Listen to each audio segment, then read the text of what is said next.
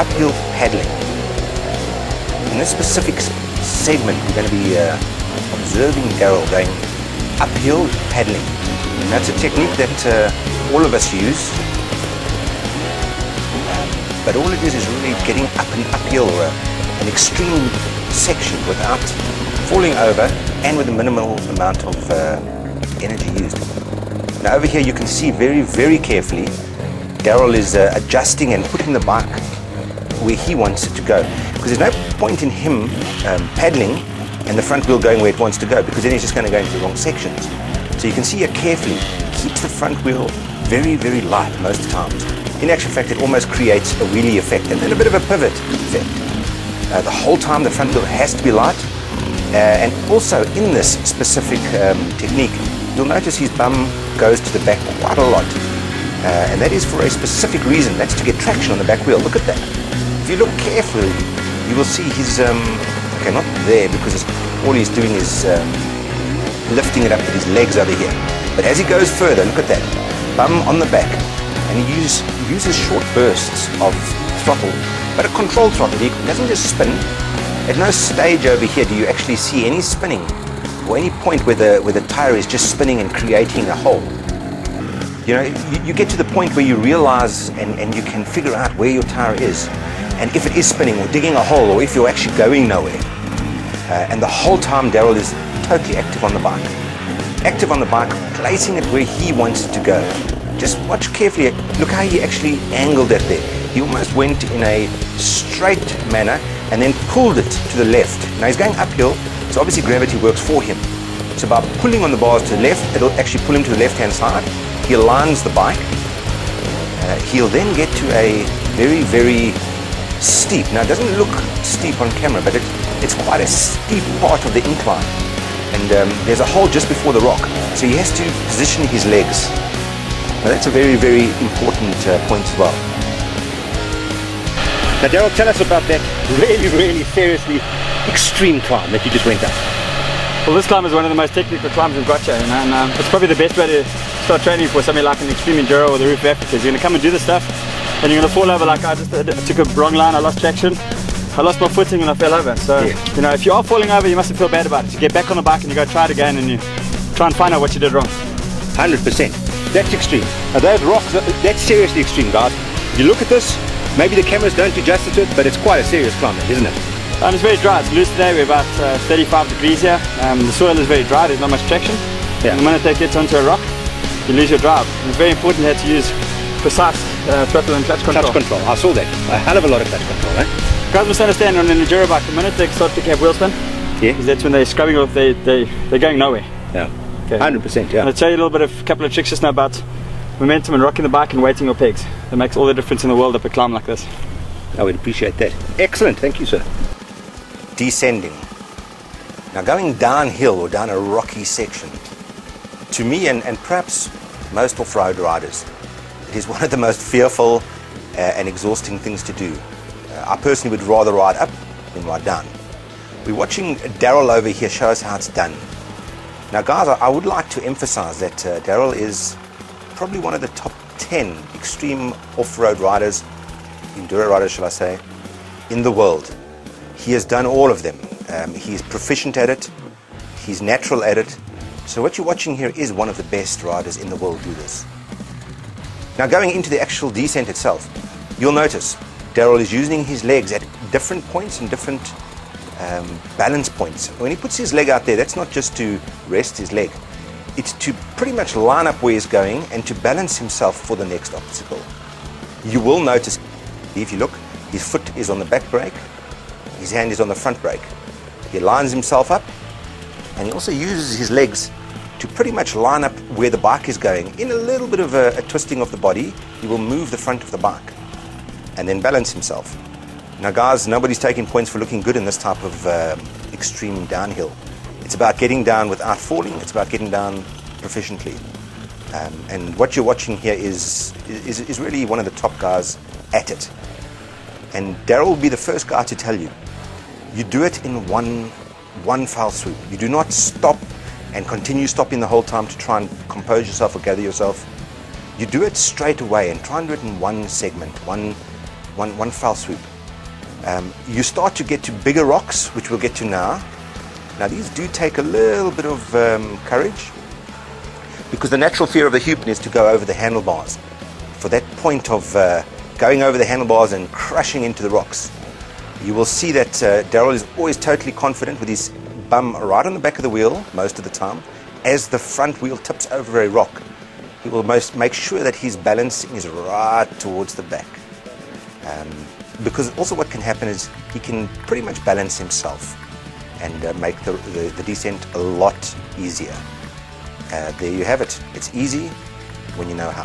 This is a very typical situation that the guys will get into on a difficult technical climb like this. At the moment my back wheel's stuck in a hole and I'm on quite a steep incline. So typically the guys are going to be doing this.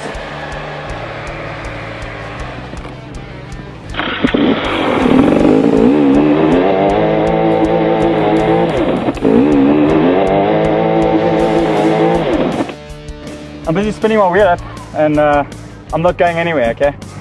So like that, all you're going to do is you're going to burn your clutch out, you're going to burn your tire out, and you're going to tire yourself out. So there's a very easy solution to that. So what I'm basically doing is I'm going to put a foot on each rock on either side of the bike, and I'm going to start rocking the bike gently backwards or forwards. And you can see as I start rocking the bike, and every time the wheel hits the rock in front, you'll find that the bike will get traction and it'll want to climb up the rock.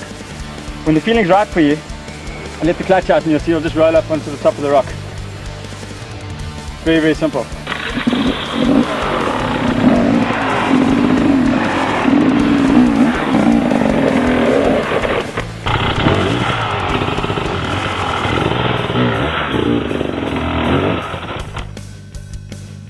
Really very easy technique. And the other way of course is to weight your pegs as well. This one is a relatively small climb. When you get to something a little bit bigger, you're actually going to be putting your weight on your back wheel to get it to bite into the ground and find the traction that you need. Weight on the rear wheel is so vitally important in extreme situations. Daryl's showing us here right now his weight position. You can see a lot of people put their weight towards the front of the bike or the center of the bike. They don't realize that the traction they lose on that rear wheel is vital. By putting your bum on the back of the seat, you're actually pushing the back wheel down and you're causing it to bite. Daryl at this point, as you can see, is almost chasing the bike up the rock and dropping his bum on it just to get bite. He will give it a little bit of almost like a seat bounce, pre-seat bounce, and then jump back on it again. As you can see there, wah!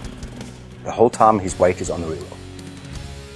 This last climb we just did now was extremely difficult because you can't really see the angle of the gradient of the climb on camera, but as you start lifting your front wheel to get up over the obstacle, you already go past the balance point, which means that you're going to flip over backwards. At that point you're going to try to transfer your weight forward and kind of like lean over the bars, and as soon as your back wheel slams into the rock, it will find a little bit of traction and you'll eventually get up to the top of it. It took me several tries to get it right. It is a very difficult obstacle, one of the most difficult obstacles on this climb. In a lot of our previous teaching segments, we showed you slow climbing and the ability to control the bike. But now we're going to show you another technique, and it's basically climbing at pace.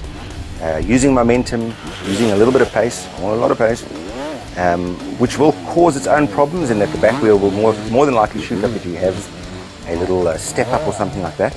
But obviously it has its advantages. This is Daryl's preferred method of actually climbing. You won't often find him going very, very slow for climb, which there's two ways to do it, and it works whichever way is you're comfortable with. This morning we're fortunate enough to have Daryl Curtis showing us how to do a couple of techniques. Over here we've gone up a little bit of a cliff type climb where it's actually got a kicker or a ledge. Daryl, would you mind explaining to us how you approach that? You did hit it with a bit of speed. What is your technique accordingly? It's really not a difficult climb, you know. You need a little bit of momentum, and there's a kicker halfway up, so if you hit it too fast it's going to shoot you high up in the air and you're going to come and land flat and lose all your speed up the climb. Yes. So you've rather got to approach it a little bit slower. I started off in third gear at the bottom, and the 300's got lots of torque, so I just let the torque of the engine just float me over the jump, and when I landed I had enough speed. Together with the torque I used the traction to carry it through and up the rest of the hill. Okay. You don't find that if you carry too much speed and you hit that little lip, the back wheel will spin and you won't go anywhere afterwards? You back off the throttle as you hit that little lip. Yeah, that's what I say. You can't hit it too fast. So I just chose a nice speed that's not going to give me, should be too much in the air. Yeah. But not slow enough to, you know, let me get stuck on the climb. Go through. And that's the balance that you need to work out. So when you get to a climb like this, you've got to try it a couple of times until you get the balance right. A lot of guys will try hit it too fast, shoot them up in the air, and they flat land like this, boom, and they stop dead, and they can't go anywhere after that. Yes. Slow it down a little bit. Gear selection.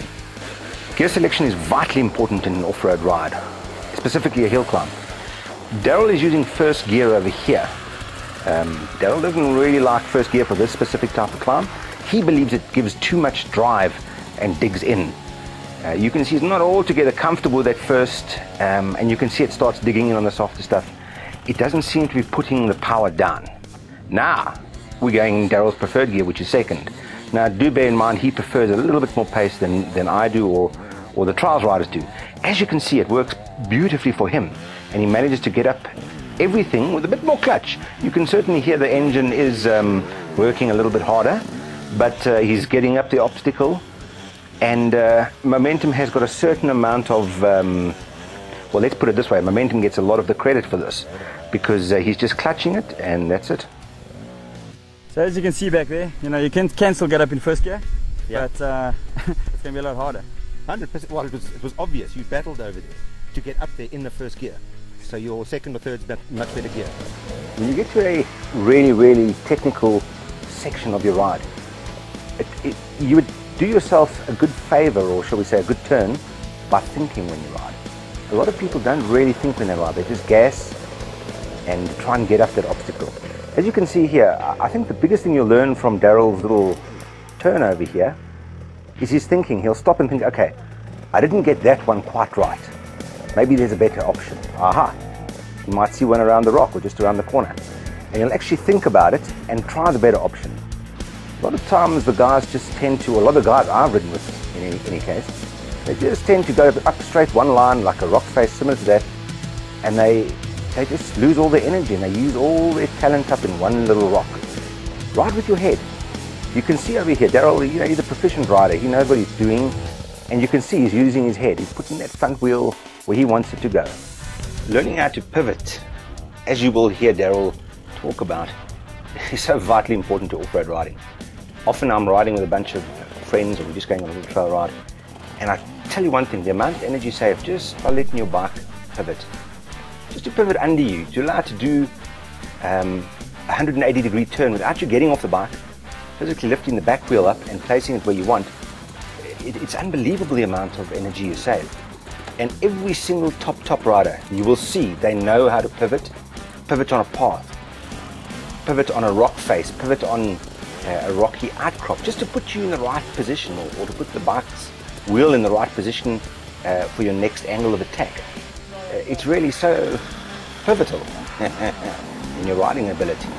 And also, if you go up a wrong hill or a wrong side of a path, or you realize you have to turn back, it just helps you turn around so quick and saves you a lot of time. In an enduro race, you'll really find out how much time it saves you when you have to stop and physically get off and drag that bike around 180 degrees. And it looks just so smooth.